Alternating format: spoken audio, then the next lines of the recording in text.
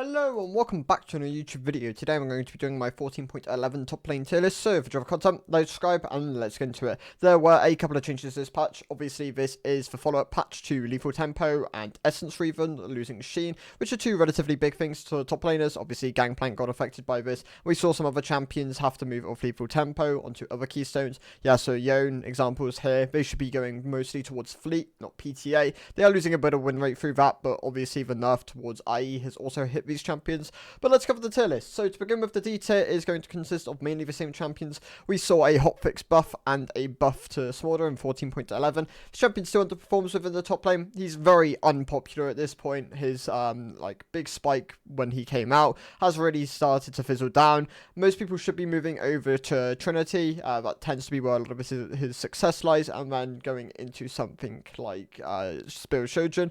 That's where a lot of his win rate and stronger builds often lie, but he still underperforms at the moment, so he maintains a spot in the D tier. Gangplank, they are trying to push him back towards high elo and competitive play, which I do like the direction of that. I think Gangplank is a very interesting champion to see in competitive, and currently he doesn't see any play there, so it'd be an interesting champion to have within that kind of environment. But obviously the changes, the push towards crit kind of pushed him away. The barrel one shots just weren't really something that enabled within pro play. He got some durability this patch, saw his armor go up, saw his health go up. Just not enough. He still underperforms. Most people have already moved over to Trinity, which is good. It does outperform Essence Reaver by a mile at this point. Essence Reaver will massively deflate his win rate, but he still underperforms at the moment. He still sits within the D tier. He needs a bit more of a buff, and then should hopefully see a rise into the C and higher. But he is like a high D tier option now. Yasuo and Yone still underperforming. Even with Fleet, these champions aren't doing particularly well at the moment. They require very intensive mechanics. Obviously, this tier list is targeted towards mid elo, and I wouldn't even really recommend these champions end high at the moment. They still want to perform even on correct fleet and itemization. Avoid the two Win brothers. They are in the D tier for the moment. Cassante has been buffed again in this patch. He is still not gaining the win rate he really needs to find success within mid and low elo. He's fine within high elo and elite play, but yeah, he's really not performing well in mid-elo. The Q mana cost going down to a flat 20 was nice for him. It enables him to be a bit more, fight back a bit more early on into the game.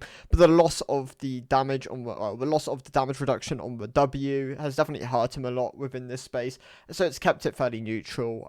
Cassante still once again maintains a spot in the D tier.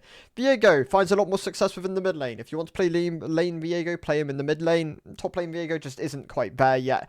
I imagine it would have to be something like 75% healing on the minions instead of the 50% he is at currently to really find success again here. But Viego mid, solid 50% win rate champion. Honestly, probably like a B tier, A tier option there.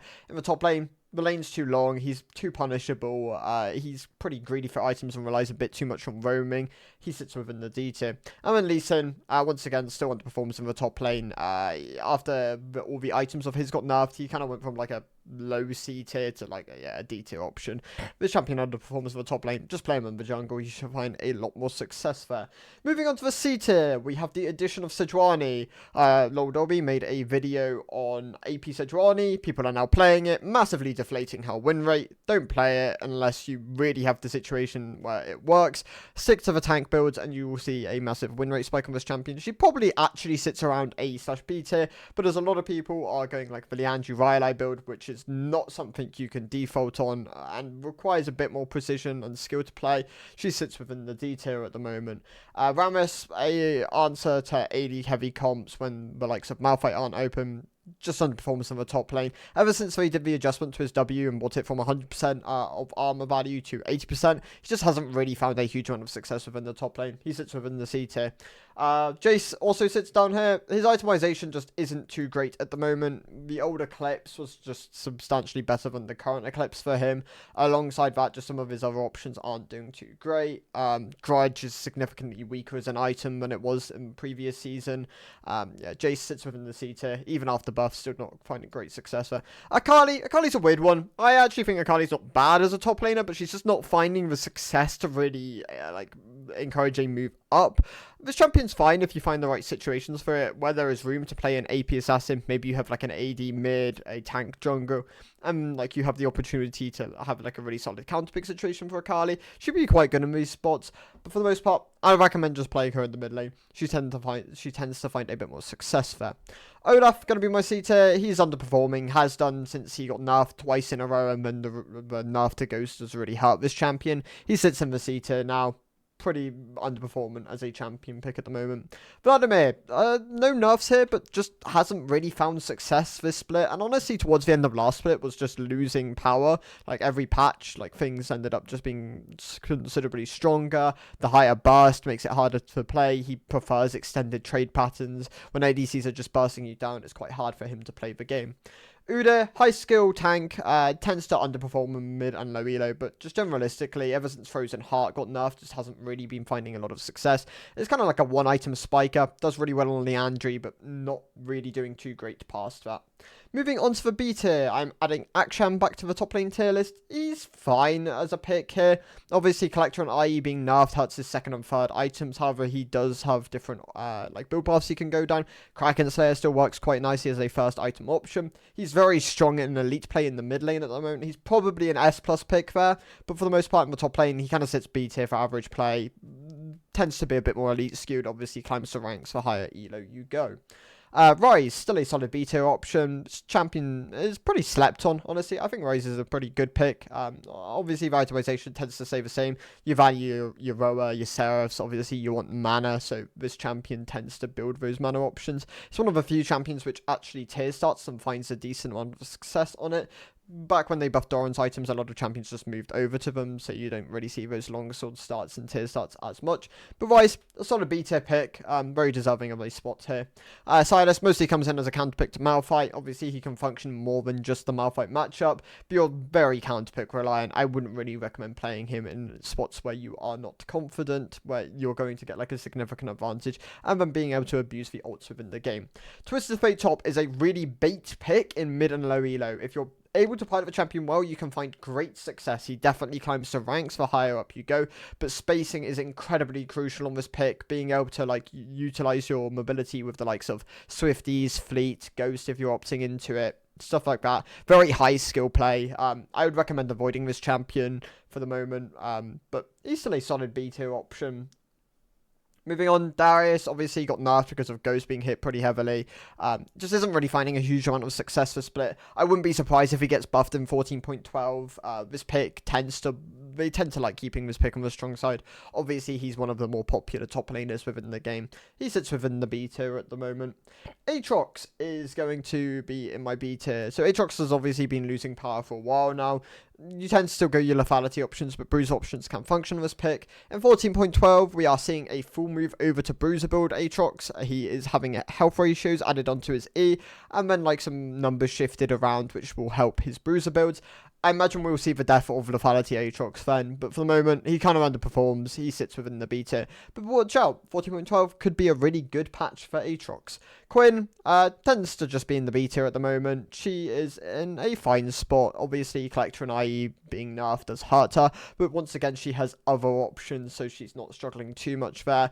But the pick's unpopular. She's relatively maybe not hard to play, but requires quite a lot of like pilot precision in terms of like map roams, being able to get advantage in lane and like converting it. You can scale on Quinn, like that isn't something it's impossible within the game, but obviously if there's a lot of burst, she's relatively short range, you can be punished, and you tend to play a lot more for your early laning phase, whether this is through Fleet, PTA, Electrocute even. There are options there, but she sits within the B tier for the moment. Vayne lost a lot of power, obviously, with her nerfs in like 14.8 or 7. I can't specifically remember what it was, but she did get nerfed back then. On top of this, the itemization isn't as good for her this season. She's underperforming slightly. Obviously, tanks being less popular tends to drag her down a bit. Yeah, she sits within the B tier at the moment. Mordekaiser losing some power and popularity thus is also going to hurt Vayne. She's matchup dependent. If you can like get a lot of power out of your ability to kite champions, then you can find strength there. Obviously, Ghost also got nerfed, so she lost some power through that. She sits within the B tier.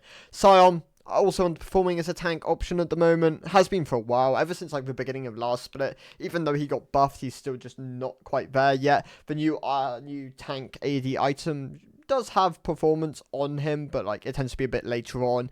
Cyan could really do with being pushed back towards towards being a scaling tank pick. He's kind of stuck within like being solid across the board, but then not really excelling anywhere, which is why he sits within the B tier at the moment.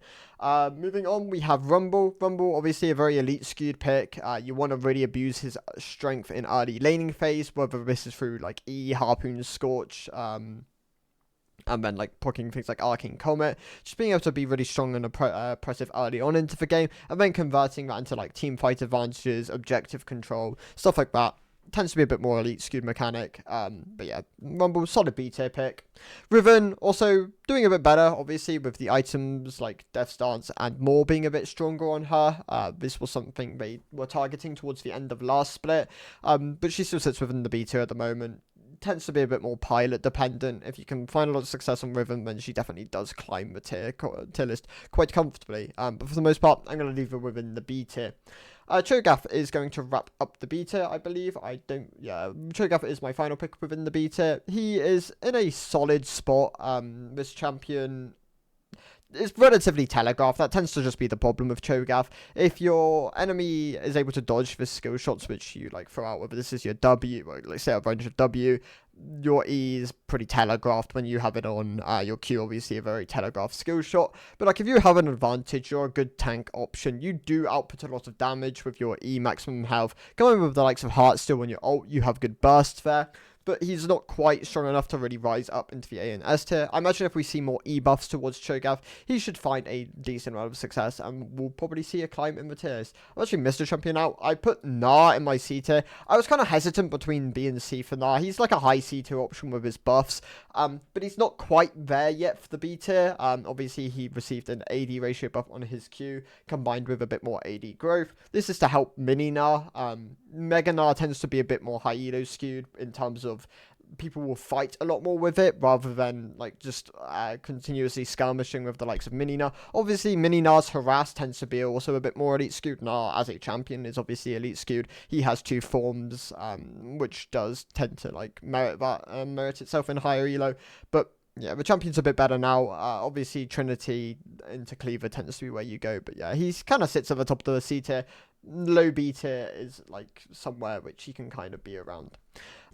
Singed, okay, so Singed is going to lead off my A tier. He's close to B tier. He's like a low A, high B. Obviously, the buffs were really good for him. 5% AP ratio buff on the Q is a great for Singe's just wave clear. His trading, obviously, it's his primary damaging tool, so there's a lot of value in that.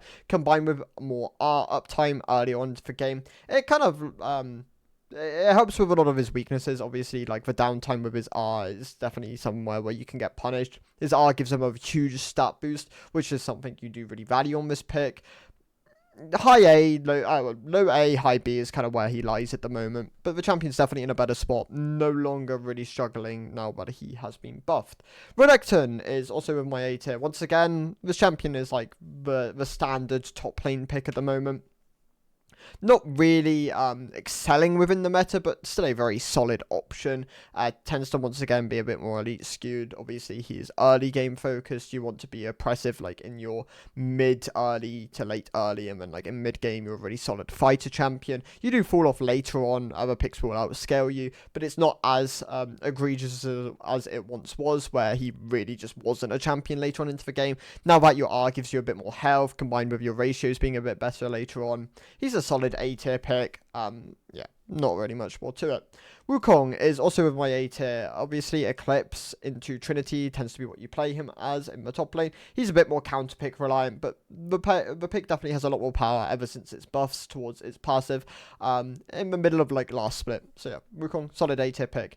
The animation buff on Kennen was huge. He's actually in a great spot now. He is a really solid high elo pick. Honestly, I'd recommend playing Kennen in the mid lane if you do really enjoy this pick and you're not too bothered where you play him. But he's still a very solid top laner again. So yeah, Kennen within the A tier. Trundle actually going to drop down to the B tier. I did have Trundle in my A tier. I'm less of a fan of this pick. Obviously, he's kind of being propped up by Ravenous' strength. That item really can just keep you sustained through a lot of situations. Ravenous, Trinity, just be really oppressive on the side lanes. If you can secure grubs, this pick does have a lot of power. But there are other things which can really kind of like push him over. Obviously, well, not push him over, but like withstand him. Obviously, the removal of Lethal Temper has definitely hurt this pick. He's going PTA just doesn't give him really the same level of dueling power. It does maintain it. Like, Trundle is still an incredible duelist champion. Easy to play, but yeah, drops from A tier down to the B tier. Other picks here, so we got Nasus. Nasus obviously got buffed. He is in a lot better of a spot. There weren't quite the buffs which like I was hoping for. Like obviously he gained some AD growth. His E had its mana restriction like lessened. It's now only 110 later on into the game.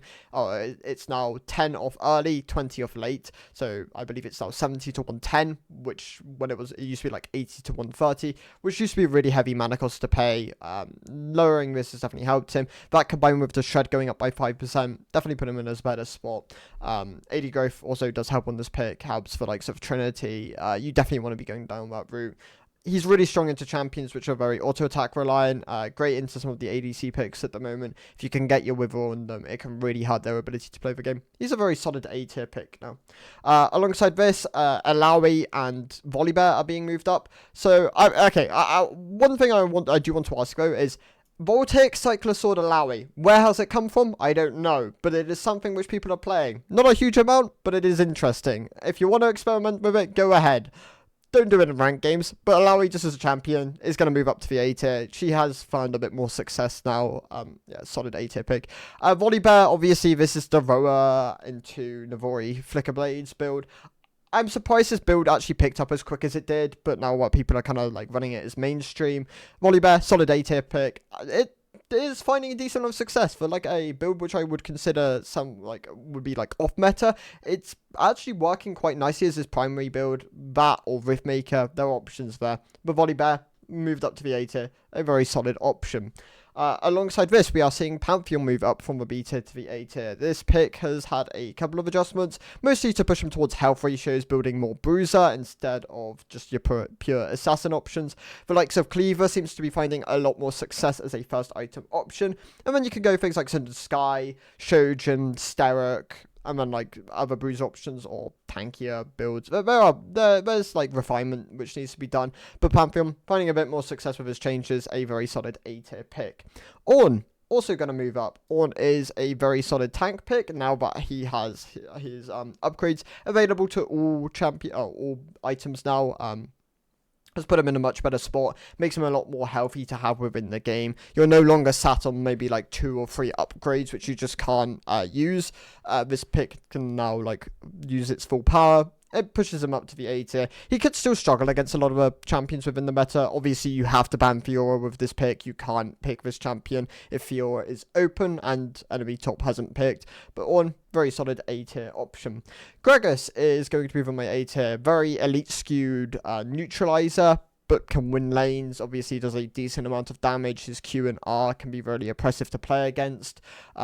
But yeah, you do want to play a lot of this champion to really get a feel for it, making sure you're landing the combos correctly, and then like opting into the correct builds, whether this is running things like Arcane Comet or Grasp within the game, stuff like this. Gragas, a very solid A tier pick. Jax tends to operate quite nicely on Fleet and Grasp at the moment over the likes of Conqueror. I would really recommend going Fleet Jax. It does have a decent amount of success. But yeah, the pick's still finding a decent amount of play. Obviously, into ranged options is where it tends to find a lot of its power. Really good at shutting them down. Obviously, MSI is a good example of Jax Twisted Fate dynamic, where you have to ban Jax if you are playing Twisted Fate. Not as one-dimensional within solo queue. Obviously, there are lots more champions which are played here, but into mostly just auto attackers, you can find a lot of success with Jax. He is a very solid A tier option.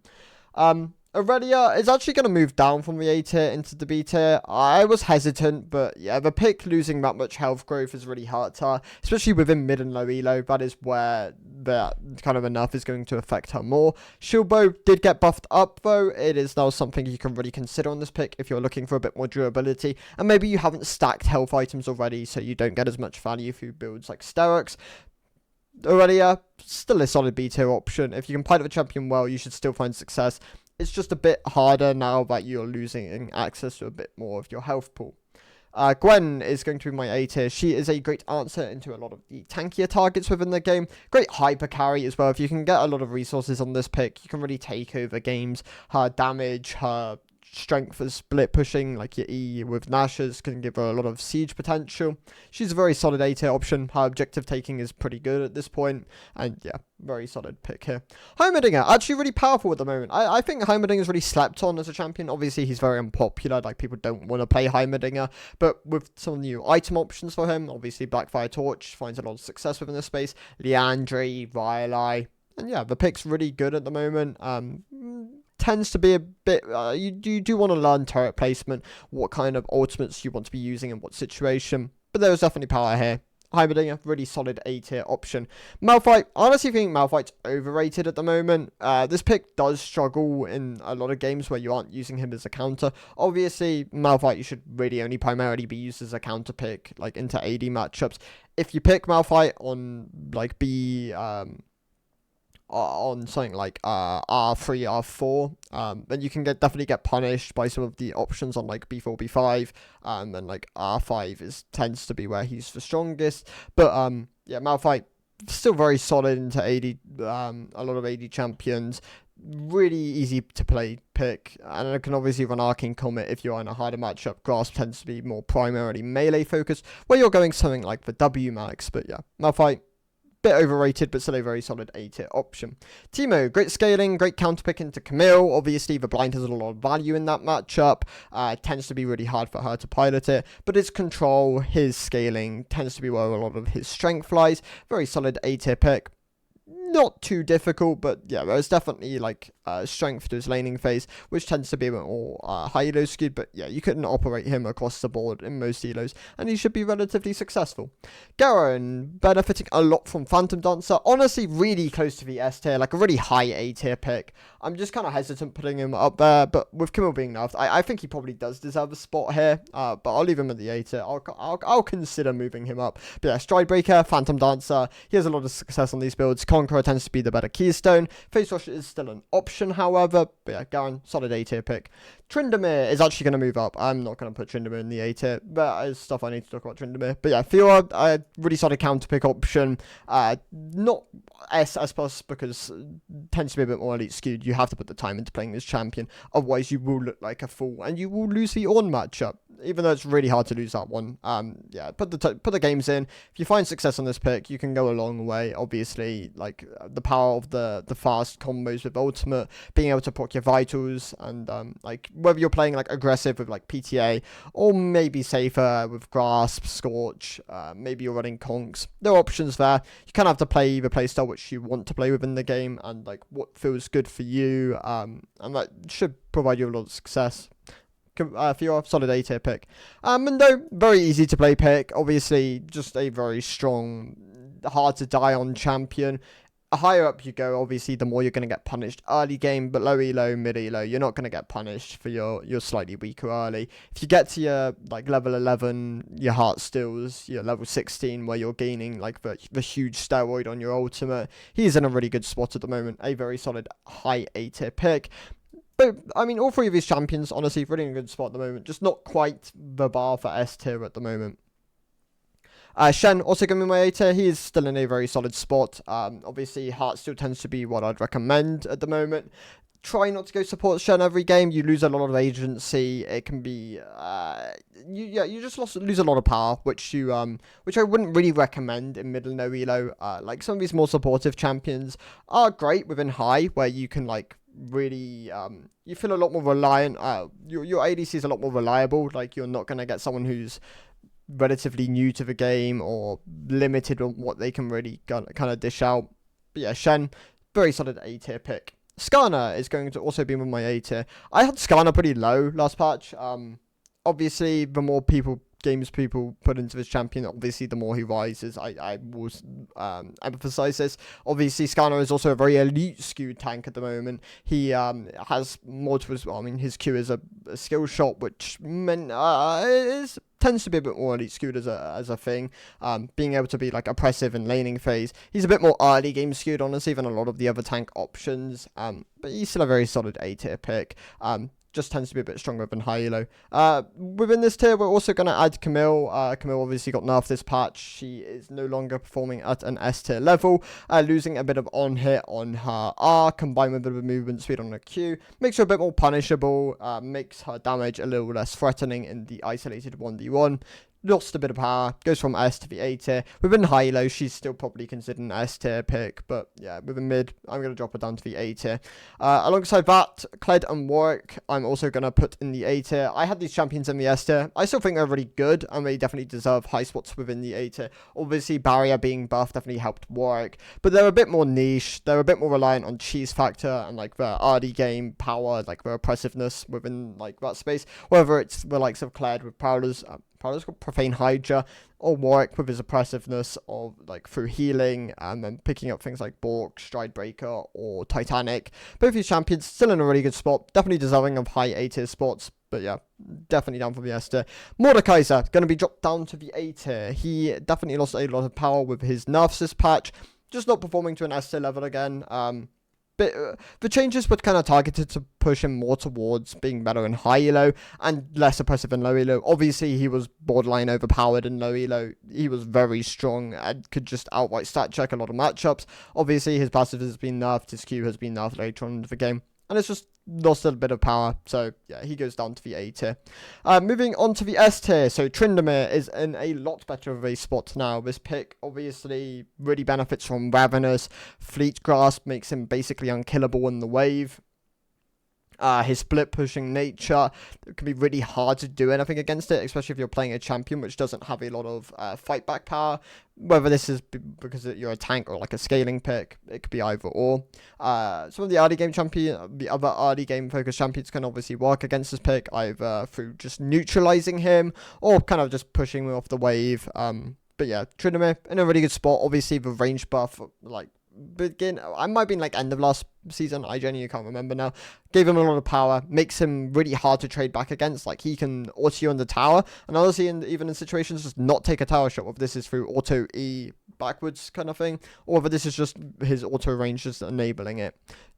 Tryndamere in a really good spot at the moment, very solid S tier pick. Cassiopeia, her value in like the ability to kite a lot of the top laners at the moment, being a really solid AP pick. Very deserving of an S tier spot. Has access to 6 sorts of items, which is also really powerful. Gets movement speed on her passive, obviously. Great spot at the moment. Very solid S tier pick. Poppy obviously has the tank and the bruiser variation. The bruiser variation is now a bit weaker after Synod Sky nerfs. Tank build working really well. Thimblewinter got buffed. Definitely helped this champion out a lot. She just had mana problems early on into the game, so being able to pick up that early tier alongside the likes of a Balmy Cinder gives her a lot of power, very deserving of an S tier spot. Tom Kench, this is Wizard Frog. Once again, please play Heartsteel into, I can remember the build off the top of my head, I swear. Heartsteel, Riftmaker, Protobelt, Rabadon, and then you can flex last slot. That is the build. I really do recommend going it. Build Swifties, don't build other boots. Tom Kench really values Swifties. Same goes for Argot, honestly. But yeah, Tom Kench, really strong on this build, works great in mid and low elo. You honestly work like a Mordekaiser, except when people don't expect it. Your Q has a huge amount of range scaling with your HP, scaling with your size on Heartsteel, obviously. And then, yeah, your aggressive health ratios combined with the health to AP conversion on Riftmaker, and then building the likes of Rabadons just makes your passive skill incredibly hard. And yeah, Tom Kench, a great S tier pick. I really do recommend it. Obviously, it's not something you can go every game, but it definitely has a lot of success. Tom Kench, a great S tier pick. Kayle finding a huge amount of success on both build variations at the moment. Whether this is your standard Nashers into like Riftmaker or Rabadon options. I believe it's Nashers Rabadon at this point. spike really hard on these 2 items, or you can go the likes of Kraken Slayer into like an on-hit variation. There are builds there. You kind of have to pick depending on the game whether you need access to a bit more AD, whether you want a bit more AP, and obviously whether you want a bit more split push potential. There are options there. Kale, great S tier pick at the moment. Tends to be a bit more mid and low elo skewed. Obviously, how scaling really is emphasized here. Great S tier pick though. Argot going to be in the S tier. The meta is horrid for Argot. It is really bad. This pick would be like S plus tier if the meta wasn't terrible for him. But he is still really good. Obviously mid and low elo meta doesn't matter as much. Obviously, you can kind of function on a lot of picks here. But Argot finds a bit more success there. Obviously, you've got options like your Hullbreaker, Cleaver, or even things like Warmogs works great as a first slot item into like heavy harass, things like your Akshans, your Gragas, stuff like this. But yeah, the builds are like, you have loads of build options. Hullbreaker, Cleaver, Sturrock is what I'd recommend defaulting on, and then picking up things like Stridebreaker or Overlord's Bloodmail or Jackshow. No options there. Fleet, PTA are your rune choices. I got great S tier pick. When the meta goes away from being this like really obnoxious ranged like carry meta, then he should definitely find a lot more success, but he's still a very solid S tier pick. Set is the most popular top laner in the game at the moment, which is good because he's really strong and he should definitely see a lot of play. Obviously he's really benefiting from Stridebreaker being a really good item.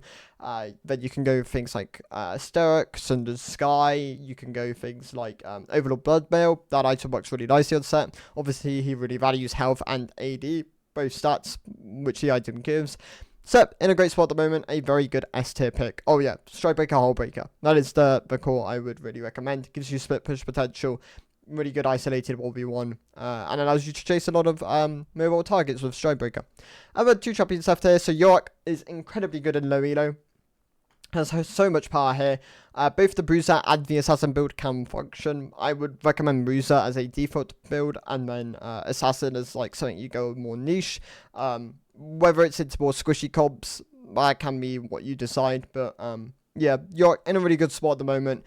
Wouldn't surprise me if it gets nerfed. Maybe even jungle Yorick nerfs. This champion is actually really good within the jungle. If you do enjoy Yorick and you want like value and like flex potential, then yeah, play him jungle, play him top. He can work both really well there. But yeah, a great S tier, high S tier option. And then we have Zac.